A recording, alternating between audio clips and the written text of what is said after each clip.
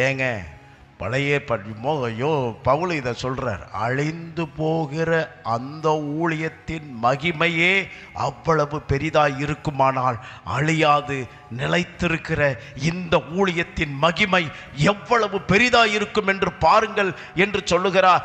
இந்த அழியாத இந்த நிலைத்திருக்கிற ஊழியத்திற்குள்ளே தேவன் உங்களையும் என்னையும் வைத்திருக்கிறார். அவர்களுக்கு கிடைத்த கிருபையை விட, அவர்களை நடத்தின கிருபையை விட, அவர்களை தாங்கினதை விட, அவர்களை ஏந்தினதை விட, அவர்களை தப்புவித்ததை விட உங்களையும் என்னையும் தேவன் நடத்துகிறதற்கு, தாங்குகிறதற்கு, தப்புவிக்கிறதற்கு போதுமானவராயிருக்கிறார். நீங்களும் நானும் அவரை நம்புகிற நம்பிக்கையில் ஒரு சின்ன சேதாரம் கூட வராத அளவுக்கு பார்த்துக்கொள்ளுங்க. எப்போ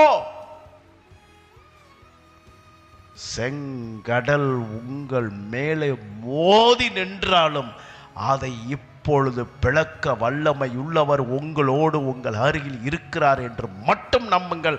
அதையெல்லாம் பிளந்து உங்களை கையை பிடிச்சு அடுத்த கரையில் போய் நிற்க வைத்து போக வேண்டிய பாதையில் உங்களை நடத்துகிற தேவன் உங்களை அழைத்தவர் உண்மையுள்ளவர், அவர் பரிசுத்தமுள்ளவர். எத்தனை பேர் நீங்கள் நம்புறீங்க, விசுவாசிக்கிறீங்க?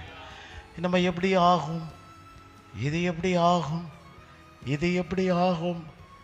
இது எப்படி ஆகும்? இது எப்படி ஆகுங்கிறது விசுவாசம் இல்லை. இது எப்படி ஆகுங்கிறது அது அவிசுவாசம். நீங்கள் இந்த வார்த்தையை அதிகமாக பேசிட்டு இருக்கிறீங்களா? இது எப்படி ஆகும்? இது என்னவாய் முடியும்? நான் சொல்கிறேன், கர்த்தரை நம்புகிறவனும்